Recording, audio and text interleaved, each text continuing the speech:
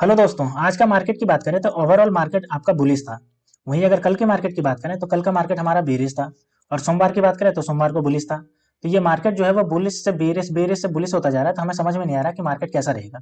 साथ ही कल हमारी जो फाइनेंस मिनिस्टर है वो पेश करने वाली है बजट। तो बजट के हिसाब से वो जो मार्केट है वो रिएक्ट करेगा। तो चलिए हम 15 पॉइंट को देख लेते हैं, जिससे हम समझ सकते हैं कि कल का मार्केट होगा वो कैसे रहेगा, और हम एंटिसिपेट कर सकते हैं कि कल का मार्केट वो कैसा रहने वाला है। लेकिन फाइनली जो है वो बजट के हिसाब से ही मार्केट रिएक्ट करेगा और डिसाइड करेगा कि कैसा रहने वाला है। फिर भी हम इन 15 पॉइंट को देख करके अनुमान लगा सकते हैं। तो चलिए एक एक करके सबको देखते हैं। तो सबसे पहले पॉइंट की बात करते हैं। तो सबसे पहला पॉइंट है सपोर्ट और रेजिस्टेंस लेवल का। निफ्टी और बैंक निफ्टी की देख लेते हैं। तो पिवट पॉइंट कैलकुलेटर के अनुसार अगर हम बात करें, इंडिकेटर की बात करें, तो पहला जो सपोर्ट मिलने वाला है वो 21,527 पे मिलने वाला है। वहीं दूसरा जो मिलेगा वो 21,458 पे। और तीसरा जो मिलेगा वो 21,346 पे मिलेगा। अब रेजिस्टेंस लेवल की बात कर लेते हैं। तो पहला जो मिलेगा वो 21,750 पे। दूसरा जो मिलेगा 21,819 पे। और तीसरा जो मिलेगा वो 21,931 पे। यानी कि सबसे लोअर जो सपोर्ट मिलेगा वो मिलेगा 21,346। और सबसे हाईयर जो रेजिस्टेंस मिलेगा वो 21,931 मिलेगा। अब चलिए बैंक निफ्टी को देख लेते हैं। तो बैंक निफ्टी का जो पहला सपोर्ट मिलेगा वो मिलेगा आपका 45,326 पे। वहीं दूसरा जो सपोर्ट मिलेगा वो मिलेगा आपको 45,064 पे। और तीसरा जो मिलेगा वो मिलेगा 44,641 पे। ठीक है। और अगर रेजिस्टेंस की बात करते हैं तो इसका जो मिलेगा 46,173 पे पहला रेजिस्टेंस मिलेगा। दूसरा जो मिलेगा 46,434 पे दूसरा। और तीसरा जो मिलेगा वो 46,858 पे। यानी कि अगर सबसे लोअर सपोर्ट की बात करें तो वो आपको मिलेगा 44,641। ठीक है। अब दूसरे पॉइंट की बात करते हैं। तो दूसरा पॉइंट हमारे पास है कॉल ऑप्शन डेटा। अब चलिए इसमें देख लेते हैं। तो इसमें जो सबसे ज्यादा स्ट्राइक हुआ है वो हुआ है 22,500 पे। टोटल कितना स्ट्राइक हुआ है? 1.01 करोड़ स्ट्राइक हुआ है। ठीक है। वहीं दूसरा जो स्ट्राइक हुआ है वो हुआ है 22,000 पे स्ट्राइक हुआ है। टोटल जो स्ट्राइक हुआ है 73.39 लाख कॉन्ट्रैक्ट स्ट्राइक हुआ है। ठीक है। और तीसरा जो स्ट्राइक हुआ है वो 21,900 पे स्ट्राइक हुआ है, जो कि 68.06 लाख स्ट्राइक हुआ है। ठीक है। इसका मतलब है कि सबसे ज्यादा जो है वो 22,500 पे स्ट्राइक हुआ है। इसका मतलब है कि जो इन्वेस्टर है वो ये अनुमान लगा रहे हैं कि 500 से नीचे आएगा ही नहीं, यानी 22,500 से ऊपर ऊपर ही रहेगा और ये प्रॉफिट कमाएंगे। वहीं अगर कॉल राइटिंग की बात करते हैं तो राइटिंग करने वालों ने 22,500 को ही चुना है, जिसमें सबसे ज्यादा स्ट्राइक हुआ है, जो कि 29.07 लाख कॉन्ट्रैक्ट स्ट्राइक हुआ है। ठीक है। वहीं दूसरा जो स्ट्राइक हुआ है वो 21,900 पे स्ट्राइक हुआ है। और तीसरा जो स्ट्राइक हुआ है वो 22,300 पे स्ट्राइक हुआ है। 21,900 पे 24.78 लाख स्ट्राइक हुआ है। और 22,300 पे 21.28 लाख स्ट्राइक हुआ है। ठीक है। यानी कि जो कॉल राइटिंग करने वाले हैं उनको भी लग रहा है कि ये 22,500 से ऊपर जाएगा ही नहीं, यानी 22,000 नीचे 500 से नीचे जाएगा, जिसकी वजह से हम प्रॉफिट कमा सकते हैं। अब अगले पॉइंट की बात करें तो अगला पॉइंट है पुट ऑप्शन डेटा। अब चलिए पुट ऑप्शन डेटा तो देख लेते हैं। तो सबसे ज्यादा जो स्ट्राइक हुआ है वो हुआ है 21,500 पे स्ट्राइक हुआ है। ठीक है। टोटल कितना स्ट्राइक हुआ है? 77.21 लाख कॉन्ट्रैक्ट स्ट्राइक हुआ है। ठीक है। दूसरा जो हुआ है वो 21,000 पे स्ट्राइक हुआ है, जो कि 72.19 लाख कॉन्ट्रैक्ट स्ट्राइक हुआ है। वहीं तीसरा जो स्ट्राइक हुआ है वो 20,500 पे स्ट्राइक हुआ है। ठीक है। जो कि टोटल हुआ है 43.77 लाख स्ट्राइक हुआ है। वहीं अगर पुट राइटिंग करने वालों को देख लेते हैं तो उन्होंने ज्यादातर राइटिंग किया है, 21,500 पे राइटिंग किया है, जो कि टोटल 39.36 लाख कॉन्ट्रैक्ट राइटिंग किया है। ठीक है। और दूसरा जो किया है वो 21,000 पे राइटिंग किया है, टोटल जो किया है 21। और तीसरा जो किया है वो किया है 21,700 पे राइटिंग किया है।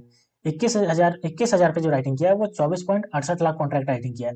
वहीं 21,700 की बात करते हैं तो उस पर जो कॉन्ट्रैक्ट राइटिंग हुई है वो 19.8 लाख राइटिंग हुई है। ठीक है।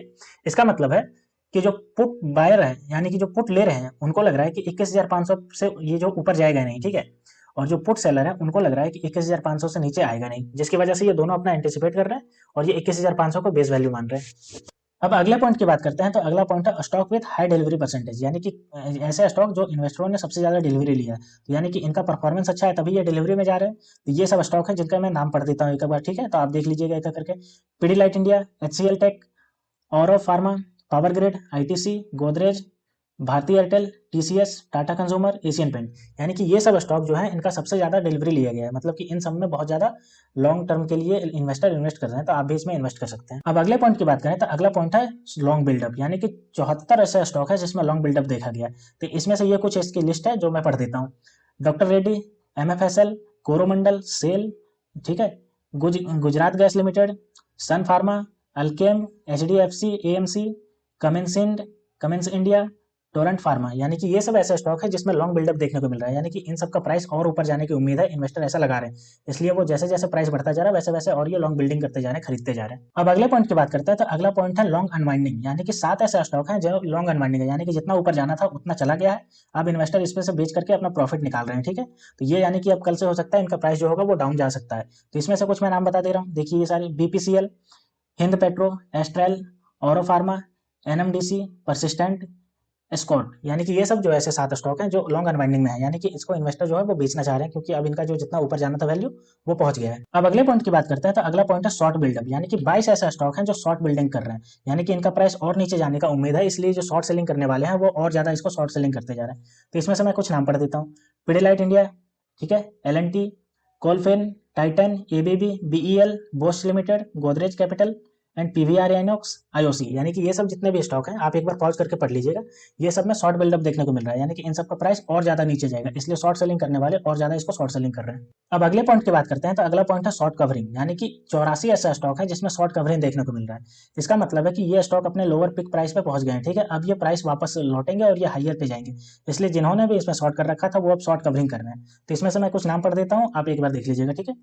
Exide India, Mahindra and Mahindra Finance, Federal Bank, PNB, AU Bank, Eicher Motor, Syngene, Jubilant Food, Ramco Cement and Axis Bank, यानी कि ये सब ऐसे हैं जो जितना लोअर जाना था उतना लोअर चले गए। अब इसमें जो शॉर्ट सेलिंग वाले हैं वो इसको अपना कवर कर रहे हैं, शॉर्ट कवरिंग कर रहे हैं, जिसकी वजह से ये नजर आ रहा है कि ये जो प्राइस है वो अब ऊपर जाएगा। अब अगले पॉइंट की बात करते हैं, तो अगला पॉइंट है हमारे पास पीसीआर, यानी कि पुट कॉल रेशियो। अब देख लेते हैं, पुट कॉल रेशियो हमें बताता है कि जो मार्केट का सेंटीमेंट रहेगा वो बुलिश रहेगा या बीरिश रहेगा। अगर पुट कॉल रेशियो जो है वो 1 से ऊपर है तो मार्केट का सेंटीमेंट जो रहेगा वो बीरिश रहेगा, लेकिन अगर 1 से नीचे है तो ये बुलिश रहता है।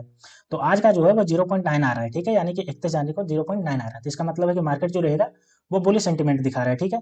वहीं कल की अगर बात करें तो 0.8 होता है, यानी कल और ज्यादा बुलिश था, यानी कि आज जो माइनस में गया है, जिसकी वजह से ये थोड़ा सा कम बुलिश हुआ है, लेकिन फिर भी ये कल का सेंटीमेंट दिखा रहा है कि ये बुलिश रहेगा। अब अगले पॉइंट की बात करते हैं, तो अगला पॉइंट है रिजल्ट्स ऑन फरवरी 1, यानी कि कल जो ये सब मैं जो ब्रैकेट कर रहा हूँ इन सब कंपनियों का कल रिजल्ट आने वाला है, ठीक है, और इनका रिजल्ट के हिसाब से इनका जो स्टॉक प्राइस होगा वो ऊपर जाएगा या नीचे आएगा। तो अगर रिजल्ट अगर पॉजिटिव में रहता है, प्रॉफिट अगर ज्यादा रहता है, पॉजिटिव में रहता है, तो इनके प्राइस जो होंगे वो ऊपर जाएंगे, और अगर नेगेटिव में रहेगा तो ये नीचे जाएगा। तो मैं कुछ नाम पढ़ देता हूँ, आप पॉज करके पढ़ लीजिएगा। Titan Company, Adani Enterprises, Adani Ports and Special Economic Zone, Aavas Finserv, Abbott India, Aditya Birla Capital, City Union Bank, Deepak Fertiliser, ये सब जितने भी हैं इन सबका कल जो Q3 का रिजल्ट आएगा उसके हिसाब से इनका जो स्टॉक प्राइस होगा वो ऊपर जाएगा या नीचे जाएगा, तो आप इन सब पे भी ध्यान रखिएगा। अब अगले पॉइंट की बात करते हैं, तो अगला पॉइंट है स्टॉक्स एंड न्यूज, यानी कि आज मार्केट बंद होने के बाद इन सब कंपनियों के जो है न्यूज निकल के आए हैं कुछ कुछ, जिसकी वजह से इसका जो कल का मार्केट में होगा इसका सीधा प्राइस अफेक्ट करेगा इनके न्यूज के हिसाब से। तो चलिए एक करके देखते हैं। 197 कम्युनिकेशन, यानी कि पेटीएम, आरबीआई ने पेटीएम का जो पेटीएम पेमेंट बैंक है उसको पूरी तरीके से बंद करने का आदेश दे दिया है, ठीक है। तो इसकी वजह से इसका जो होगा वो 30% का जो मार्केट जो रेवेन्यू आता है वो बंद हो जाएगा इसका आना, तो जिसकी वजह से इसका जो प्रॉफिट होगा वो और ज्यादा कम होगा, और जिसकी वजह से इसका कल जो प्राइस होगा वो बहुत ज्यादा क्रैश करेगा, ठीक। दूसरे अगर हम बात करते हैं तो ग्लेनमार्क फार्मास्यूटिकल, ये जो है वो फाइजर कंपनी के साथ मिल करके नई दवाई लॉन्च करने वाली है, तो क्योंकि ये कोलैबोरेट कर रही है जिसकी वजह से इसका जो प्राइस होगा कल ऊपर जाएगा, ठीक है। श्री सीमेंट की बात करते हैं, अब श्री सीमेंट जो है वो 175% से ईयर ऑन ईयर जो ग्रोथ दिखाई है अपने Q3 के रिजल्ट में, जिसका कल इसका सीधा प्राइस पे अफेक्ट करेगा, इसको भी ध्यान में रखिएगा। गोदरेज कंज्यूमर प्रोडक्ट 6.4% से ये ग्रोथ दिखाई है, ठीक है, तो जिसकी वजह से इसका कल प्राइस पे अफेक्ट करेगा, इसको भी ध्यान रखिएगा। जिंदल स्टील एंड पावर, ये भी अपना जो कंसोलिडेट जो प्रॉफिट दिखाई है वो 1928 करोड़ दिखाई है, ठीक है, जो कि आपका 272% ओवर प्रॉफिट है, ठीक है, यानी कि जो इसका पहला प्रॉफिट था वो 518 करोड़ था, जो कि 1928 करोड़ हो गया, तो इसकी वजह से भी कल इसका प्राइस बहुत ज्यादा हाई हो जाएगा। अगली जो कंपनी है वो है डिक्सन टेक्नोलॉजीज, इसने भी 87% का ईयर ऑन ईयर ग्रोथ दिखाया है, तो इसका जो प्राइस जो होगा वो कल इसका 87% जो ग्रोथ है उसके हिसाब से ये ऊपर जाएगा। तो दोस्तों कल इन सबको अपने ध्यान में रखिएगा, क्योंकि इनका जो Q3 का रिजल्ट और जो मार्केट न्यूज निकल के आया है वो सीधा इनके प्राइस पे होगा, वो इफेक्ट करेगा, तो आप इसको ध्यान में रखिएगा। अब अगले पॉइंट की बात करते हैं, तो अगला पॉइंट है फंड फ्लो, यानी कि फंड फ्लो कितना कितना हुआ है। तो देखिए इंडेक्स फ्यूचर में जो है वो 802 करोड़ का फंड फ्लो हुआ है, स्टॉक फ्यूचर में अगर बात करें तो 3736 करोड़ का हुआ है, वहीं अगर इंडेक्स ऑप्शन की बात करें तो 62,503 करोड़ का इसमें से बाहर निकला है, जो कि माइनस में है, ठीक है। स्टॉक ऑप्शन की बात करें तो इसमें जो हुआ है वो 739 करोड़ का ये भी बाहर निकला है, ठीक है, तो ये आपका फंड फ्लो हो गया। अब हम अगले पॉइंट की बात करते हैं, तो अगला पॉइंट है हमारे पास एफआईआई और डीआईआई डेटा, यानी कि इन्होंने कितना परचेज किया है या सेल किया है। तो एफआईआई का जो नेट बाउट किया है यानी परचेज किया है वो कितना किया है, 1660.72 करोड़ का किया है, ठीक है।